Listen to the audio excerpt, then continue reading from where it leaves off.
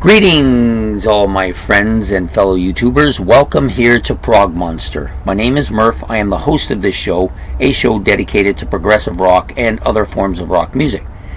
So we're back here on the Sunday to do an episode of This Week, which comes out every week at around noon, usually around noon. Sometimes it's a little late. It depends on how many things I gotta scramble to get done. Anyways, this show basically details what's going to happen on the channel for the week. May talk about content in the future or into the next year even sometimes. And sometimes I do go back into the past if something wasn't right or something wasn't correct. And I'm going to have to do that today. So we'll do that first. So somebody on this channel forgot to upload the Forward Champion on Thursday. And since there's only one employee on this channel, we all know who that was. I do apologize for that. I actually made the video. It's on my MSI. And when I went in on Friday, I think it was Friday evening, might have been Friday evening, and noticed that there was no Forward Champion video on there. And I thought to myself, that's curious. What happened?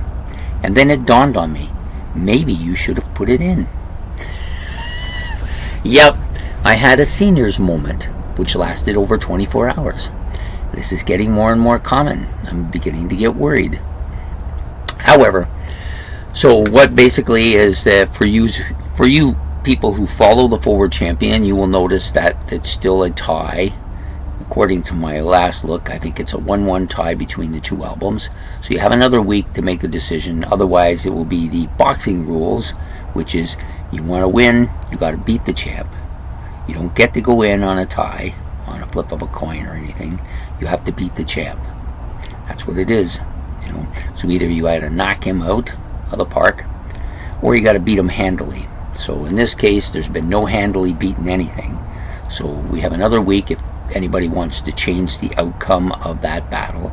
Otherwise, I will go with the current champion. So at any rate, that's enough of the past. Now let's get on to the future, which is the thing that most concerns us. So we have our regular shows, in this case 7 of them. In addition to those 7 shows, we also have a mini-series which will start tomorrow. Well, yeah, we'll start tomorrow and run through Sunday. So it'll go into next week's thing. It's going to be a 7-parter. In actual fact, it will likely be an 8-parter because I will probably do a honorable mentions at the end, which will probably come out either the same day or the next day after that. So we have the series we're going to run. I'll talk about first. The series is a mini series, 7 episodes. So this is going to be the big hard rock bands, the forgot what I was going to call it now. Oh, the Big 7. The Big 7 hard rock bands. That's what we were going to call it. Actually, I think I had... Yeah, okay, I remember now. I put it on the other page. It's the Hard Rock 7. So that will come out starting on the Monday and will run through Sunday with honorable mentions either coming out on the Sunday afternoon sometime or on the Monday morning, depending on time, and time is always a factor. Okay, so what is this Hard Rock 7? Well, basically, I did a Big 6 prog bands mini-series last month, I believe, or no, the month before, actually. And I wanted to do something on prog bands, and so I took a commonly referred to Big 6 band episode that was, a lot of, it wasn't just 1 or 2 guys, but many guys would talk about this being the Big 6. So I decided, you know what, I'm going to talk about those 6 bands. And it was good. I thought it was good. I thought it went well. The only problem was that there was one band in the Big 6 that I wasn't as familiar with because I don't really follow them that much. And so I took some flack from some people because I made comments referring to the band that weren't really, well received, let's put it that way. They thought that I should keep my comments about stuff I don't know to myself, which has not actually been one of my strong suits throughout the course of my life, but I do get it. And so I took that to heart and probably should have picked my own Big Six, but because I was new and trying something different, I decided that I wasn't going to do that. But anyways, I did learn from that, and we are doing a Hard Rock 7 now. These are all bands I've chosen.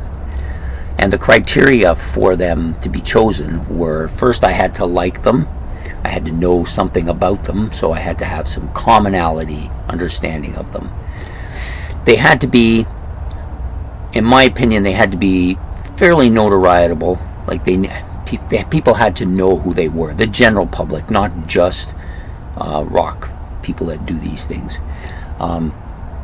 Also, I think they had to be fairly influential, usually with one aspect of their music or another aspect, or one individual in the band had a lot of influence, but something had to be kind of outstanding about them in some ways. So I actually chose 13 bands. I had about 25, and then I narrowed it down. I immediately eliminated a bunch. I narrowed it down to about, I think it was about 19 or 20, and then I went over that and took out the weaker ones right away, or the ones I didn't think had a chance to make it, and put them in on the side. And then I went through the remaining 13 and picked out the 7 I think fit this criteria. And you're going to say, well, why did you pick 7? Why not just put the whole 13? Well, I didn't want to run a 13 episode mini-series. I like to keep it about a week at the most. And on top of that, 7 is a lucky number. On top of that, I think the 7 bands I chose were perfect for this scenario. And the other bands had reasons why they didn't fit in, and I will talk about them when I do the honorable mentions. So that's going to be the series. It will start, like I said, the Monday and run through to the following Sunday. I hope it will be enjoyable for people. I was prompted by this by Ben, because he said, well, you've done a prog one, so why not do a hard rock one? And his reasoning being pretty sound. He likes progressive rock, but he likes hard rock almost as much, and I'm not totally dissimilar there. I do have more of a preference for prog rock than hard rock, but hard rock was my initial forte into music, and I still love hard rock quite a bit, and so I always wanted to do some hard rock stuff on the channel. So this will be a hard rock series for both myself and Ben, and hopefully you guys will enjoy it as well. Okay, so enough of the mini series. Again, it will start on the Monday. For this week, the regular episodes that come out on their scheduled times are the Great Album Challenge, which will come out tonight, featuring the year, Ben has chosen the year 1982. He's given me 10 albums that he likes. I'm assuming they're his 10 favorite. That's usually the way he operates. And then I'm going to rank them according to my preferences. So I know that some people will often say, well, what about this album? You didn't put that in there, or you didn't put this other album in there. Well, that's the reason, because I'm not choosing the albums. I'm just ranking the ones that are given to me. So if you got a problem with this, you're going to have to take it up with Ben. I'm sure he's got broad shoulders and can handle it. Anyways, the next episode usually comes out Monday night. This is the longest running series, I believe, on this network, or at least tied for the longest running one. It's Monday night look back at a classic rock album. I had several that I was looking at potentially doing, and I chose this one because I haven't done one by this band for a while now. And I thought, you know what? I should be doing this particular album because it deserves to be done. It's not that I've neglected it, but you can only do one album a week if you're doing this. And initially, when I first started doing this kind of show, it was just a kind of a review show, and I just did it randomly. Sometimes I was doing as many as 3 or 4 a week, and then I decided I would make it into a regular schedule thing, and so now we're going to do this. So this album is The Who by Numbers, their 1975 release, a good solid Who album. To me, The Who don't really have a bad album. They have some that are weaker than others, But unlike a lot of bands, they have songs on every album that I like. You know, some bands don't have any on a particular album, but this one is good. This is a solid album with lots of stuff. And I know they were going through a kind of a trial period at this point. A lot of them didn't even want to do this album. They were all going through emotional issues. They had a hard time completing. This was one of the longest Who albums to record, and almost all these songs Pete wrote. He said almost everything he wrote at this time period they used on the album because he wasn't writing that much. So there's like 10 tracks on the album. A lot of really good stuff on here, but we'll be discussing this album on Monday night's Look Back at a Classic Rock Album. So I hope you're going to come in and watch that. The next show that usually comes out is Tuesday. Now Tuesday is usually a flip show, so what that means is it's a bi-weekly show. So every second week, so 1 week I have one show, the next week I have a different show. So the two ones that I alternate here are What's New, which are releases that were made in 2023 for this year. So that's What's New. And the other one is Metal, which usually comes out the following week. So Metal will come out next week, and What's New's turn this week. And the episode we're going to be doing, and I originally had picked an album to do and had to back out on it because for some reason they put it in the 2023 list of albums released, but it was actually released in 2022. So I then picked another one that I quite like. I've heard it, bits and pieces of it, and I really wanted to do something with this band. They're kind of new to me. I've not done anything from them or even mentioned them before on this air. They're called Greta Van Fleet.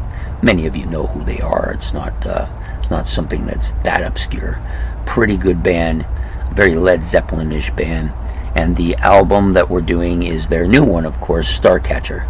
So that will be the new release for Tuesday night. So I hope you can come in and watch that one as well.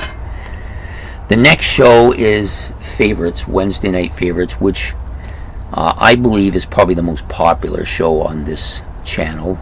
So I try to constantly change it up and make something interesting and new instead of just doing the same old kind of ranking this and ranking that. And the ranking shows are good to fill in once in a while, but to be honest with you, I like to talk about things that maybe are a little bit more obscure. So this week I'm doing a little bit of a side show here. So this is 5 albums that lived up to their reputation. Yeah, 5 albums that had huge reputation and everybody said were great, and then when you listen to them, they actually lived up to those expectations. And you might think that's kind of silly, but the truth of the matter is that this is often not the case. People will recommend something that is they think is absolutely stunning, or the album has a huge reputation and it falters. It doesn't live up to what you hear. But I've picked out 5 that I think will be of interest to the people on this channel. So that's what's new this week. So then, of course, Thursday night is Forward Champion, and I will have my clicker on this week and make sure I put it up on there. Depending on what happens will depend on what I go with. So I've picked out an album to go up against The Who if they win, and I've picked out 2 albums if The Who doesn't win to go against each other. So I think this will be a good challenge. It'll be a hard rock challenge. And then the last show of the week, Friday night's Monster Hits, and we're up to the year 1983. This should be good, I think. We're getting into that zone pretty soon where there's a lot of stuff that I've never really listened to much, because it was probably around 1984, 85 where I kind of drifted away from rock for a while and was only listening to the stuff I owned and only listening to older music and not really listening to much new stuff coming out or new bands coming out. I kind of moved away from that, and I also started to drift into that blues, rhythm and blues section of the galaxy that I hadn't explored before. And so this is not that year. That year occurred in end of 84, 85, so we'll get to that when we get to it. So there's your shows for the week. As for up and coming possible things, Ben's going to be working on a a series that we're going to do for December. He hasn't enlightened me about it at all. I gave him carte blanche on it since I was the one that pushed him to do the obscure prog thing, and we've done that, so now it's his turn to pick something, and so we will be doing something in December. I have another series in mind for the month of November. I'm just trying to decide where to go with it exactly, how far to go with it and how far not to. So as soon as I'm 100% sure what I'm going to do, I will announce what that series will be. So that is it. That is all that's going on the channel for this week and in the future. I hope that you will come out here and enjoy some of the content. If you want to be notified, please hit the bell. That'll tell you when the shows are going to come, and we will see you throughout the week on various shows, and I hope you will enjoy it. So if you have any comments about anything, or if you want to make any program suggestions, you can do that as well. Just put them all in the comments section below. I will try and accommodate as much as I can, and we'll see you throughout the week. So please like and subscribe, and have yourself a good day. Take care.